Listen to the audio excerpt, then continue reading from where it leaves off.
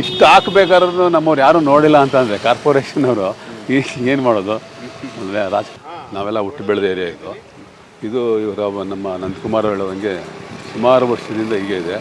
ಮತ್ತು ಕಸ ಕಡ್ಡಿಗಳು ಅಲ್ಲಿಂದ ಬೇರೆ ಕಡೆ ಇಲ್ಲಿಯವರಿಗಿಂತ ಹೆಚ್ಚಾಗಿ ಬೇರೆ ಆ ಕಡೆ ಬರೋದು ಸ್ಕೂಟಲ್ಲಿ ಬಂದು ಎಸೆಯೋದು ಮಾಡೋದು ಎಸ್ಬಿಟ್ಟು ಹೋಗ್ತಾರೆ.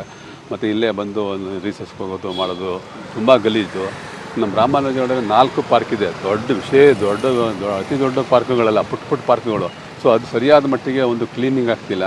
ಕಸ ಕಡ್ಡಿಗಳು ತುಂಬಿಕೊಂಡೇ ಇರ್ತದೆ. ಮತ್ತು ಅದು ಮೇಂಟೆನೆನ್ಸ್ ಇಲ್ಲ ಮೊದಲಿಂದನೂ ಇದೆಲ್ಲ. ಅದು ನಾವು ಹಿಂದೆ ಇದ್ದಂಥ ಕಾರ್ಪೊರೇಟರ್ಗೂ ತಿಳಿಸಿದ್ದೀವಿ.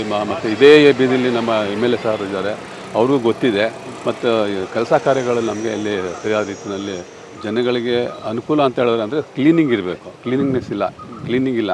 ಅದು ಮೈಸೂರು ಸ್ವಚ್ಛ ನಗರ ಅಂತ ಹೇಳ್ತೀವಿ. ಅದನ್ನು ನೋಡಿ ಕಣ್ಮುಂದೆ ನೀವೇ ನೋಡಿ ಸರ್, ಇಲ್ಲಿ ಹಿಂಗಿದೆ ಈ ಪರಿಸ್ಥಿತಿ ಇದೆ. ಎಲ್ಲ ಕಡೆನೇ ಇದೆ. ಸುಮಾರು ಕಡೆಗೆ ನಿಮಗೆ ಇಲ್ಲಿ ಹೋಗ್ಬಿಟ್ಟು ನಂಜನಗೂಡು ರೋಡ್ ಬೇಕಾದ್ರೆ ಉದ್ದಕ್ಕೂ ಲಾರಿ ಮಣ್ಣು ಕಸಗಳು ಉದ್ದಕ್ಕೂ ಬಿದ್ದಿದೆ. ಖಾಲಿ ಜಾಗ ಆದ್ರಿಂದ ಎಲ್ಲರೂ ಖಾಲಿ ಬಂದು ಎಸಿತಾರೆ. ಅವ್ರಿಗೆ ನಾವು ಏನೋ ನೋಡಿದ್ರೆ ಹೇಳ್ಬೋದು. ಯಾವ್ಯಾವ ಟೈಮ್ ಸಂಜೆ ಅದು ಅರ್ಲಿ ಮಾರ್ನಿಂಗ್ ಬಿಸಾಕ್ಬಿಟ್ಟು ಹೋಗ್ತಾರೆ. ತಿರ್ಗಿ ಸಂಜೆ ಮೇಲೆ ಬಿಸಾಕ್ಬಿಟ್ಟು ಹೋಗ್ತಿರ್ತಾರೆ. ಈಗ ಕಣ್ಮುಂದೆ ನೀವೇ ನೋಡಲ್ಲ, ನಿಂತ್ಕೊಂಡು ರೀಸಸ್ಗೆಲ್ಲ ಹೋಗೋದು ಮಾಡ್ತಾರೆ.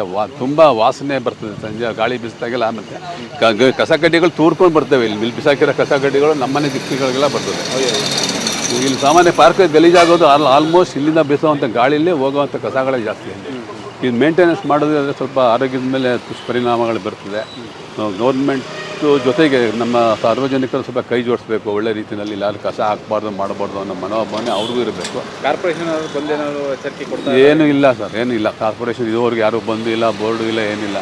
ಇಲ್ಲಿ ನೀವೇ ನೋಡಿದಂಗೆ ನೋಡಿ ಎಷ್ಟು ಸೀಟುದ್ದು ಇವೆಲ್ಲ ಎಷ್ಟು ಬಿದ್ದಿದೆ. ಇಷ್ಟು ಹಾಕ್ಬೇಕಾದ್ರೂ ನಮ್ಮವ್ರು ಯಾರೂ ನೋಡಿಲ್ಲ ಅಂತಂದರೆ ಕಾರ್ಪೊರೇಷನವರು ಏನು ಮಾಡೋದು.